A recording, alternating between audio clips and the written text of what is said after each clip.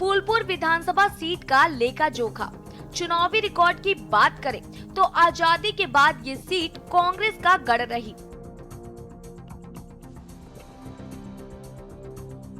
1967 के विधानसभा चुनाव तक इस सीट पर कांग्रेस का कब्जा रहा। समाजवादी नेता डॉक्टर राम मनोहर लोहिया 1962 में चुनावी लड़ाई हार गए थे। बदल गया 21वीं सदी का चुनावी रिकॉर्ड।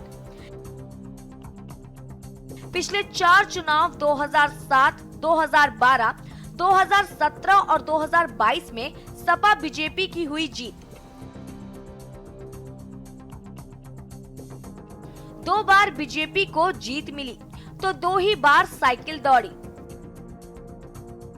साल 2017 और 2022 के विधानसभा चुनाव में फूलपुर विधानसभा सीट से भाजपा के प्रवीण पटेल विधायक चुने गए थे, लेकिन इस बार सपा के मुस्तफा सिद्दीकी से तगड़ी चुनौती मिल रही है। लोकसभा और विधानसभा के पिछले चुनाव में दोनों ही दलों के लिए काफी टक्कर की स्थिति रही थी, जिसके कारण इस सीट के लिए कुछ कह पाना किसी के लिए भी मुश्किल है। मतदान में कुछ ही दिन भी बचे हैं, लेकिन मतदाता खामोश है। रोजाना बदल रहे चुनावी समीकरण के बीच मतदाताओं की चुप्पी ने प्रत्याशियों की चिंता बढ़ा दी है। ऐसे में पूरा चुनाव जाति समीकरण पर टिका समझ में आ रहा है। गौर करने वाली बात यह है कि बीते लोकसभा चुनाव में बसपा प्रत्याशी को फूलपुर विधानसभा क्षेत्र में ही सबसे अधिक वोट मिले थे। साथ ही बदलते माहौल में बसपा ने जितेंद्र कुमार सिंह को टिकट देकर अगड़ों को भी जोड़ने की कोशिश की है। ऐसे में बसपा परंपरागत वोट बैंक अनुसूचित जाति के साथ अग्रिम जाति के मतदाताओं के ध्रुवीकरण में सफल रही तो नतीजे किसी भी दिशा में जा सकते हैं। फूलपुर सीट पर एनडीए जहां केंद्र और प्रदेश सरकार की विकास योजनाओं को लेकर जनता के बीच है, तो वहीं विपक्षी इंडिया गठबंधन केंद्र और प्रदेश सरकार की विफलताओं के साथ ही पिछड़ा दलित अल्पसंख्यक को बड़ा मुद्दा मान रही है। इस सीट पर इंडिया गठबंधन की ओर से समाजवादी पार्टी ने मोहम्मद मुस्तफा सिद्दीकी को प्रत्याशी बनाया है। सपा प्रत्याशी इसलिए भी अपनी जीत के प्रति आश्वस्त नजर आ रहे हैं क्योंकि 2022 के विधानसभा चुनाव में उन्हें महज 2723 वोटों के अंतर से भाजपा प्रत्याशी प्रवीण पटेल ने हराया था। लेकिन इसके 2 साल बाद 2024 में हुए लोकसभा चुनाव में फूलपुर विधानसभा सीट पर समाजवादी पार्टी के प्रत्याशी को लगभग 18,000 की लीड मिली थी, जिसको लेकर समाजवादी पार्टी के हौसले बुलंद। पूरे प्रदेश में उपचुनाव का प्रचार जोरों पर है और अब मतदान की घड़ी भी करीब है, लेकिन एक बात को लेकर चर्चा थम नहीं रही है।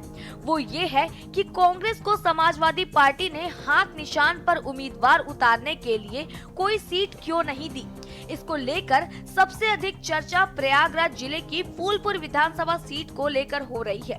कांग्रेस इस विरासत से जुड़ा बताते हुए जिद पर अड़ी थी, लेकिन अखिलेश यादव ने फूलपुर सीट नहीं छोड़ी। फूलपुर विधानसभा सीट के चुनावी रिकॉर्ड की बात करें तो आजादी के बाद ये सीट भी कांग्रेस का गढ़ रही। 1967 के विधानसभा चुनाव तक इस सीट पर कांग्रेस का कब्जा रहा।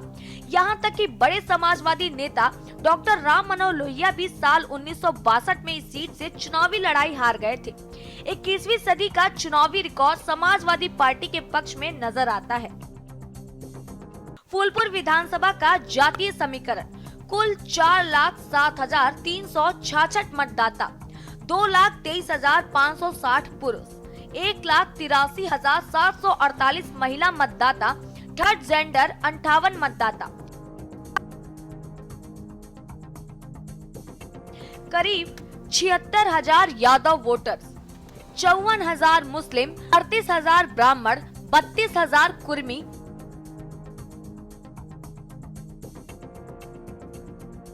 करीब 34,000 बिंद कुशवाहा और मौर्य, 16,000 क्षत्रिय मतदाता, 45,000 पासी और 35,000 जाटव दलित।